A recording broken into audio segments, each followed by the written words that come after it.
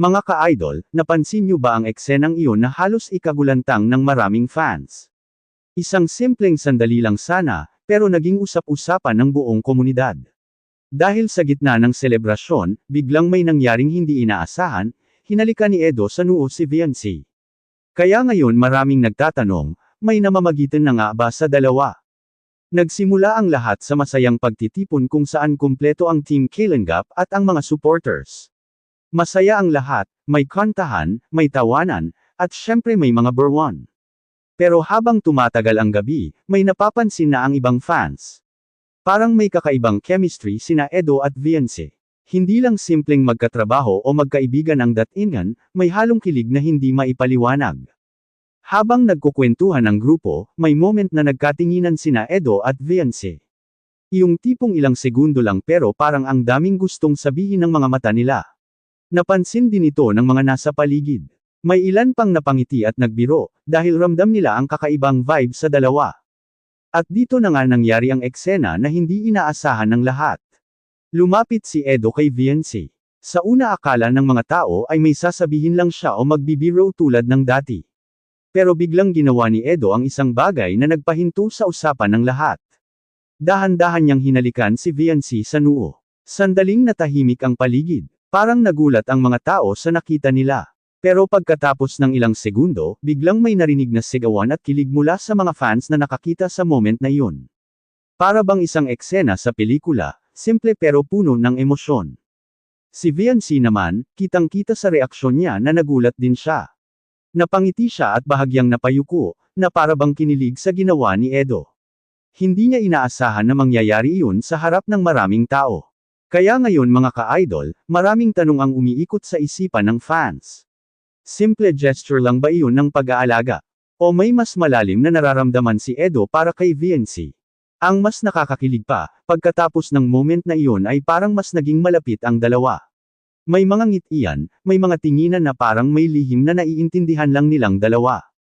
Kaya ang tanong ng marami ngayon, ito na ba ang simula ng totoong damdamin sa pagitan ng Edo at Viancy? Pero sandali lang mga ka-idol, dahil sa susunod na mga pangyayari, may napansin pa ang mga tao na mas lalong nagpalakas sa hinala ng fans tungkol sa EDC.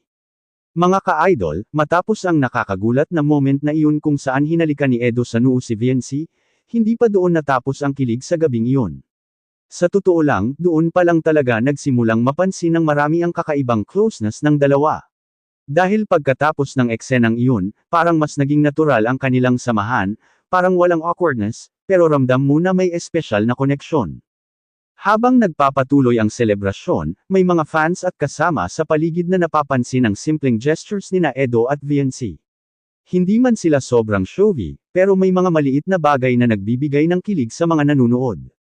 Halimbawa na lang nang magkwentuhan sila sa gilid. Habang nagsasalita si Viancy, nakatitig lang si Edo sa kanya na parang sobrang interesado sa bawat sinasabi niya. May isa pang moment na lalong nagpataas ng kilig level ng mga fans. Habang naglalakad ang grupo, napansin ng iba na magkatabi na naman sina Edo at Viancy. Hindi man sila nag-uusap ng malakas, pero paminsan-minsan ay nagkakatinginan sila at napapangiti. Yung tipong simpleng ngiti lang pero sapat na para mapasigaw sa kilig ang mga nakakakita. May ilan pang fans na nagsabi, parang protective si Edo kay Viancy.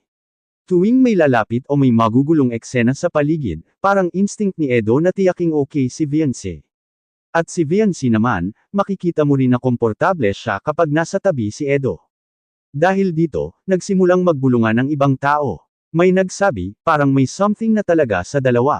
May iba naman na nagsasabing baka natural lang yun dahil matagal na silang magkasama sa mga vlog at activities ng Team Kalinga. Pero ang pinakanakatawag pansin ay ang reaksyon ng ibang kasama nila. May ilan na napapangiti lang habang pinapanood ang dalawa. Parang may alam silang hindi pa sinasabi sa publiko. At habang tumatagal ang gabi, lalong nagiging malinaw sa mga fans na may espesyal na bond sina Edo at Viancy. Hindi man nila direktang sinasabi ang nararamdaman nila, pero sa mga tinginan, sa mga ngiti, at sa simpleng gestures, parang may kwento na nabubuo sa pagitan nila. Kaya ngayon, lalong umiinit ang usapan online. Maraming fans ang nagsasabing ito na raw ang pinakakilig na moment ng EDC sa ngayon.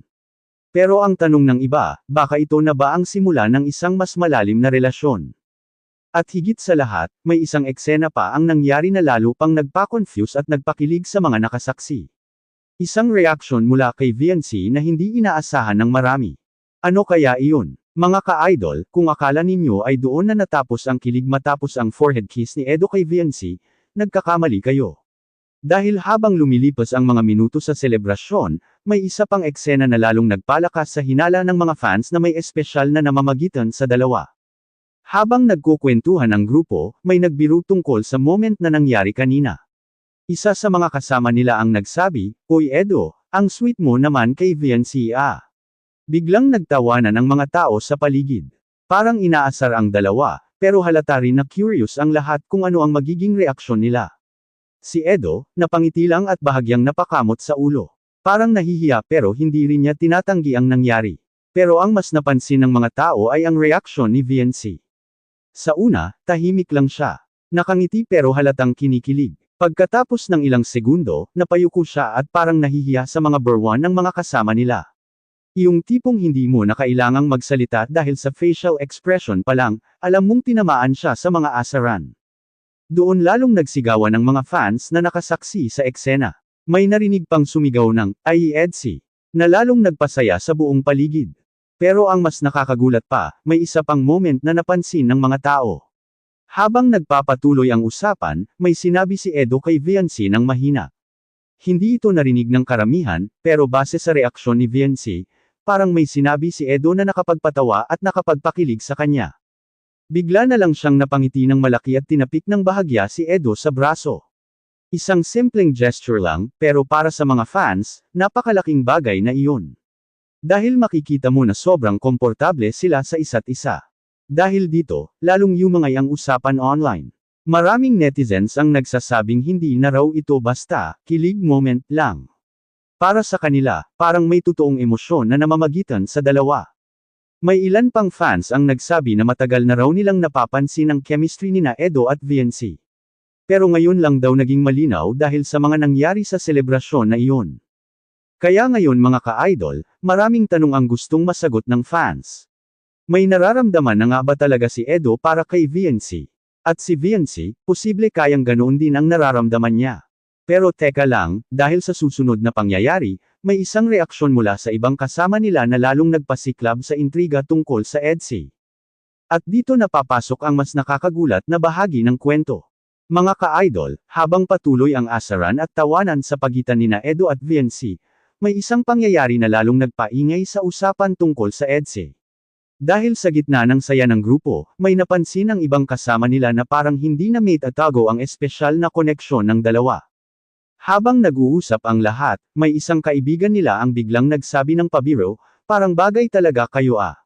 Sa unang tingin, simpleng biro lang yun. Pero ang reaksyon ng mga tao sa paligid ay parang may laman ang sinabi. Biglang nagtawanan ang grupo. May ilan pang sumigaw ng, "Ay!" na parang sinusuportahan ang ideya na may kilig talaga sa pagitan nina Edo at VNC. Si Edo, makikita mong napangiti lang habang nakatingin kay VNC. Hindi siya nagsalita agad, pero ang ekspresyon niya ay parang hindi niya rin tinatanggi ang sinasabi ng mga kasama nila. At ang mas nakakakilig pa, hindi rin umiwas si VNC sa tingin ni Edo. Sandali silang nagkatinginan na parang may tahimik na usapan sa pagitan nilang dalawa.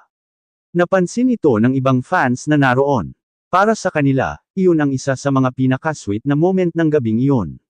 Dahil minsan, hindi kailangan ng maraming salita para maramdaman ang tunay na emosyon, minsan sapat na ang simpleng tinginan. May isa pang maliit na eksena na lalong nagpakilig sa mga nakakita. Habang naglalakad ang grupo para kumuha ng picture, napansin ng iba na magkatabi na naman sina Edo at VNC. At habang naghahanda ang lahat para sa group photo, bahagyang umakbay si Edo kay VNC. Hindi ito sobrang tagal na moment, pero sapat iyon para mapansin ng mga fans. May ilan pang nagsabing parang natural lang kay Edo ang pagiging maalaga kay VNC. At si VNC naman, hindi rin siya umiwas. Sa halip, makikita mo na relaxed lang siya at nakangiti habang katabi si Edo. Parang komportable siya sa presensya nito. Dahil dito, lalong yumangay ang kilig sa social media. Maraming fans ang nagsasabing ang mga moment na ito ay hindi scripted o pilit, natural lang daw ang chemistry ng dalawa. Kaya ngayon mga ka-idol, lalong lumalakas ang tanong ng fans, ito na ba ang simula ng totoong pag-amin ng damdamin nina Edo at Viancy? Pero sandali lang, dahil may isang huling eksena pa na lalong nagpakilig sa mga nakasaksi. Isang moment na simple lang pero tumatak sa puso ng maraming fans. Mga ka-idol, dumating na tayo sa pinakahuling bahagi ng kwentong ito na nagpakilig sa napakaraming fans ng EDSA. Matapos ang mga asaran, tinginan, at ang nakakagulat na forehead kiss ni Edo kay Viancy, may isang simpleng eksena pa ang nangyari na lalong tumatak sa puso ng mga nakasaksi. Pagkatapos ng group photo at tawanan ng buong grupo, medyo hamupan na ang ingay sa paligid. Ang iba ay nag-uusap pa, ang iba naman ay kumukuha ng mga pictures. Pero may napansin ng ilang fans na hindi agad nakita ng lahat. Habang naglalakad ang grupo pabalik, muling nagkatabi sina Edo at Viancy. Hindi sila nagsasalita ng malakas, pero halata na may maliit silang usapan. At habang nakikinig si Viancy kay Edo, napapangiti siya na parang kinikilig pa rin sa mga nangyari kanina. May isang sandali pa na napansin ng mga tao, parang muling nagpasalamat si Viancy kay Edo. Hindi man malinaw kung ano ang eksaktong sinabi niya, pero makikita sa body language niya na nagpapakita siya ng appreciation sa ginawa ni Edo. Si Edo naman, nakangiti lang habang nakatingin kay Viancy. Iyong ngiti na parang nagsasabing masaya siya na napasaya niya si Viancy kahit sa simpleng gesture lang. At dito na tuluyang kinilig ang mga fans. Dahil sa totoo lang, hindi man nagkaroon ng diretsyong pag-amin ng nararamdaman ng dalawa, pero ang mga simpleng moment na iyon, ang tinginan, ang ngitian, at ang pagiging komportable nila sa isa't isa, ay sapat na para maramdaman ng mga tao ang espesyal na koneksyon nila. Kaya naman matapos kumalat ang moment na iyon online, maraming fans ang nag-react. May nagsabing, ito na ang pinakakilig na moment ng EDSA. May iba naman na umaasang sana ay mas lumalim pa ang samahan ng dalawa. Pero sa ngayon, isang bagay ang malinaw, ang moment na iyon ay hindi lang basta simpleng eksena. Para sa maraming fans, iyon ay simbolo ng pag-aalaga at respeto na mayroon sina Edo at Viancy sa isa't isa. Kaya mga ka-idol, ano sa tingin ninyo? Simple gesture lang ba iyon ni Edo, o may espesyal na damdamin na talaga sa pagitan nilang dalawa? Ay comment ninyo ang inyong opinyon dahil siguradong maraming fans ang gustong malaman kung ano ang masasabi ninyo tungkol sa nakakakilig na moment na ito ng EDSA. At kung nagustuhan ninyo ang kwentong ito, huwag kalimutang mag-like, mag-comment, at mag-subscribe para sa mas marami pang kwento, intriga, at kilig moments dito lang sa ating channel. Hanggang sa susunod na kwentuhan mga ka-idol.